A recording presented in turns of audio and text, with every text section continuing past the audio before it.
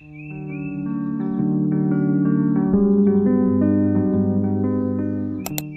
hello and good morning. Oh my god, it's 11:11. Make your wish. Here's proof. It's 11:11. Hold on, let me make my wish. I already tried to record this video, but of course, my voice was so close to the microphone that every time I said the P, like a P word or anything, it would be like. So that was really annoying, and I had to scrub it because I couldn't stand it, so I know someone out there cannot stand that. I wanted to create this video because I have been really pondering my why, and my why for a lot of things. It has been my why for creating content on Smushly, creating book content for my book and media podcast, and then also my why for being a teacher. And I first thought of this because as a part of becoming a teacher, my assignment during my initial course was to write an essay about my why.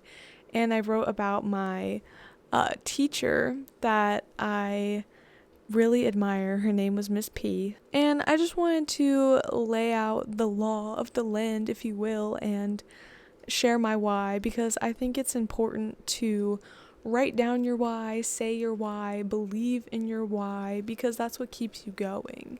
You know, if you don't know your why or why I'm doing anything, why am I reading this book, why am I taking this course, why am I going to school, why am I doing this job, you know, you kind of get lost in your purpose.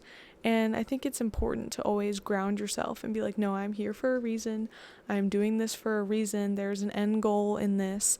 And even if the end goal isn't something that has a solid timeline, like peace isn't really like a solid timeline. It's not like, oh, I'm going to school for 4 years, so then by, say, May 2027, I graduate with a degree in blank. You know, that has a deadline and a timeline versus like peace and happiness and love and tranquility don't really have a timeline, you know? They're just something we're always striving towards. But I first wanted to start with my why for being a teacher because it's on my mind, and I'm studying for my praxis, and I'm trying to stay motivated and study, and it's actually been pretty easy so far since it's all basically review. Even though when I was taking like my placement test, I was like, ooh, I need to study that, or ooh, I don't really remember that.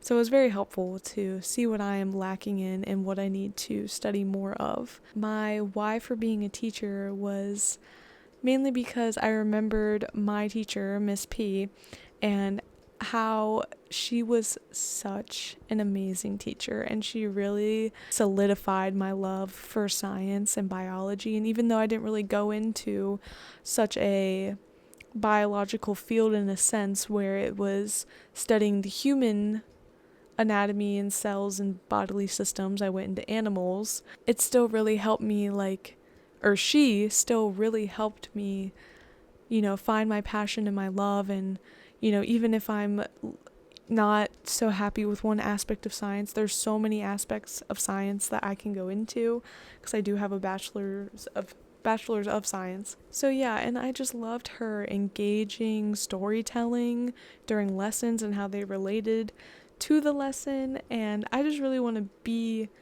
that for my students in the future, you know, be a person they can relate to. I feel like I could have told her anything, even though I didn't, you know, because I wasn't really buddy with the teachers like that, but I know some students that were, and you know, I don't mind if, you know, my future students like want to get something off their chest that, you know, they just need someone to talk to, even if it's not science related. Like, I knew so many girls that were like buddy with Miss P, and she was such a good role model, and she knew exactly how to keep that like motherly authoritative figure, versus I had another teacher who actually went to prison for sexual solicitation of a minor. Yeah, I think having that duality of like what to do as a teacher versus what not to do and what is not appropriate with students, and like having that experience firsthand. Like, even though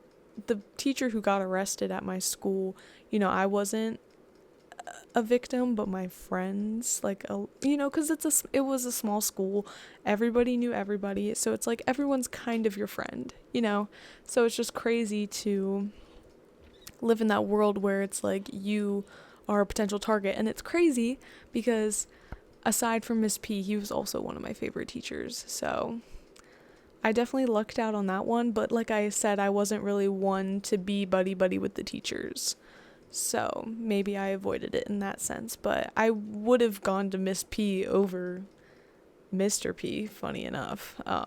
I think having a good role model and then a sense of what a bad role model is really important when it comes to teaching, and then it helps when you have it sucks to have a personal experience. I wish I didn't have a personal experience, but it shows a lot of perspective when you do. And basically my why is I want to be encouraging, supportive. I want students to have a safe space. I want to be the person that even if no one else believes in them, I do, just all those wholesome things. And especially I love incorporating storytelling, and Miss P would have the best stories.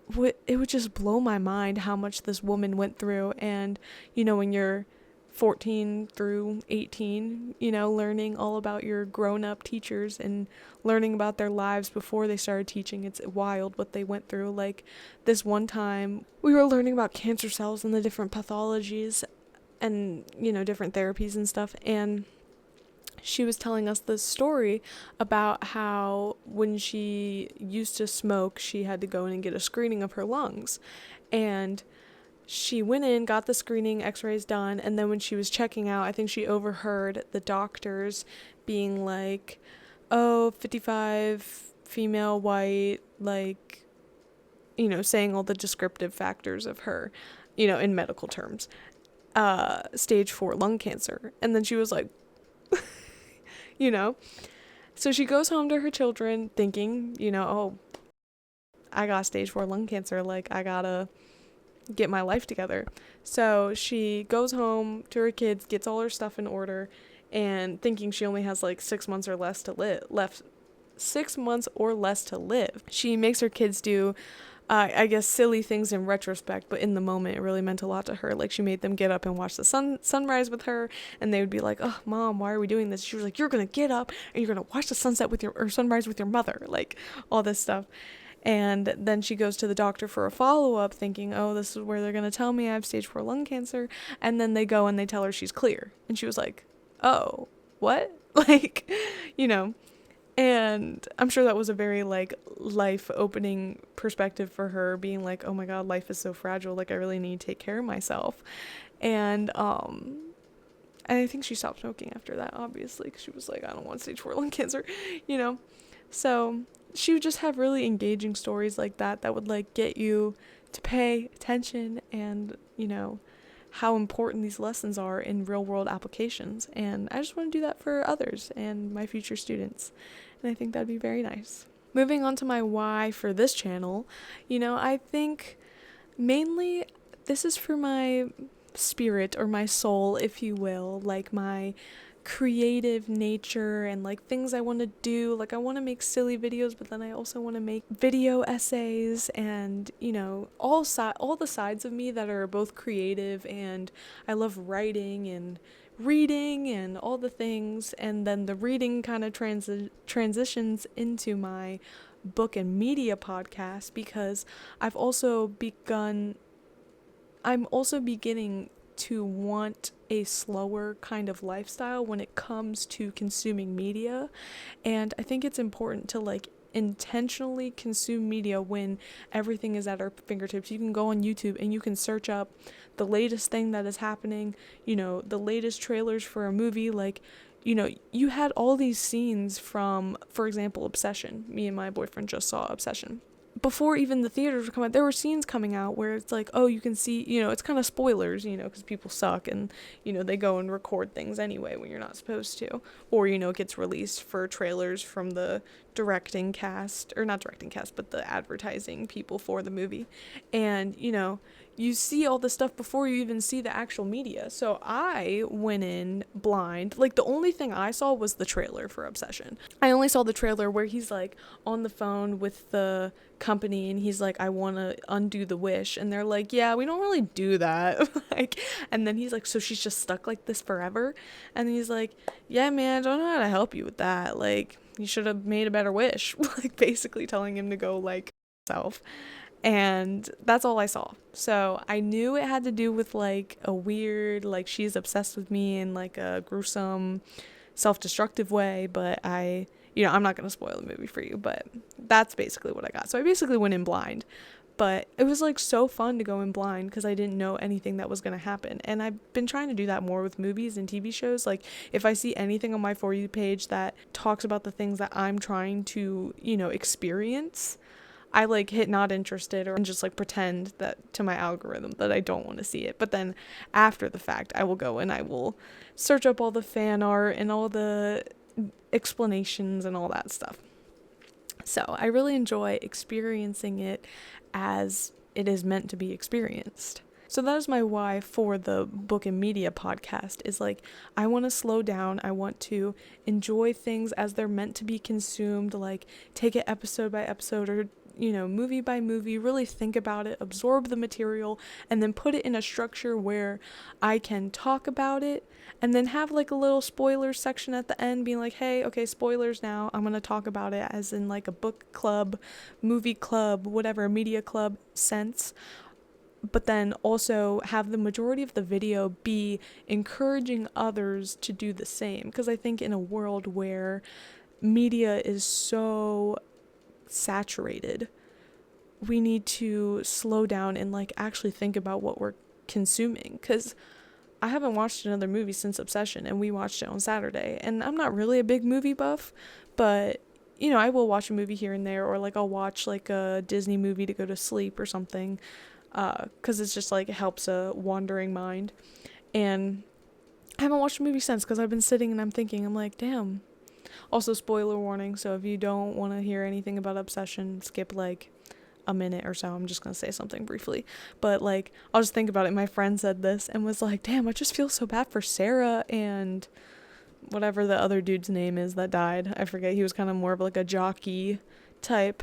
But my friend was like, I feel so bad for them. I was like, they're not real, right? But like, I guess, because like at the end of the movie, you're just left with such like an unsettling feeling. And then me and my boyfriend were walking back to the car in like complete silence. Like, we were just like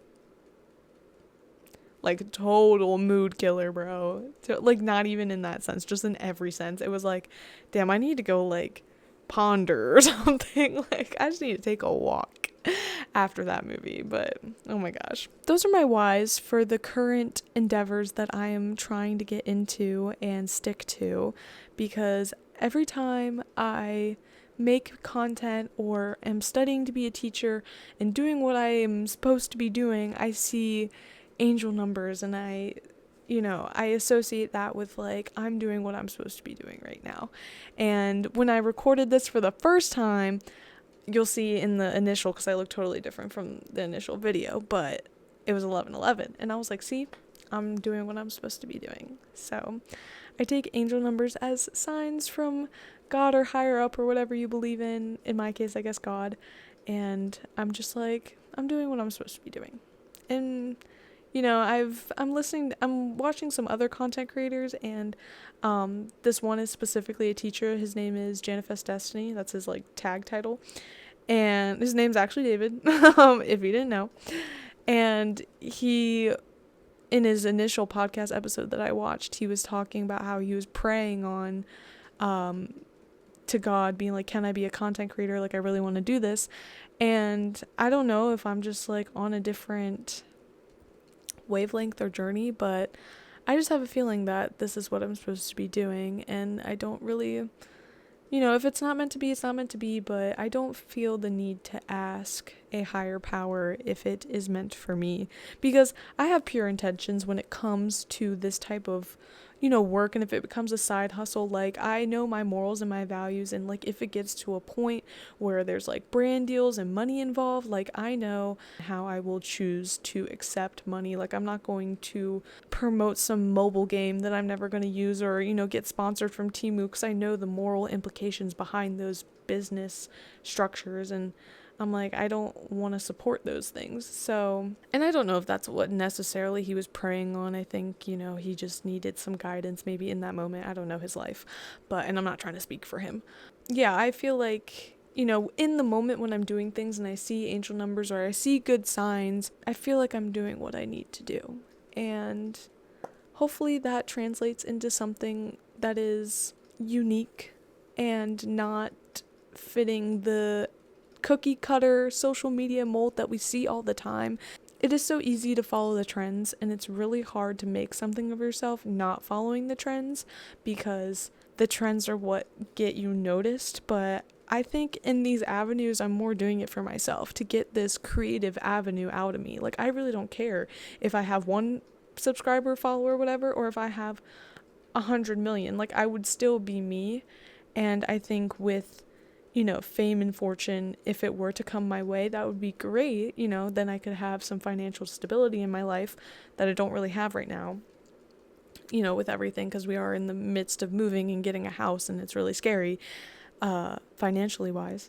And I'm switching careers and getting a new job in a whole new state, and living in a whole new state in a whole new county, like all these things. At the end of the day, I'm still Ashley. I'm still a girl trying to do all these things, whether or not the internet makes it so that everybody and their mother sees this video. My why is, I'm doing this for me. I'm doing this for my creative outlooks and what I enjoy doing. I think it's a really fun and exciting time in my life, and I think I'm on the right path. I hope you believe you are also on the right path, and if you don't think you're on the right path, switch it up. Change it up. Take a risk. You're never too old, and you're never too young, and you're never too in between to take a risk. Okay? Have a good day. Go outside. Love on your animals. Tell your family and friends you love them. And I will see you later. Okay, bye.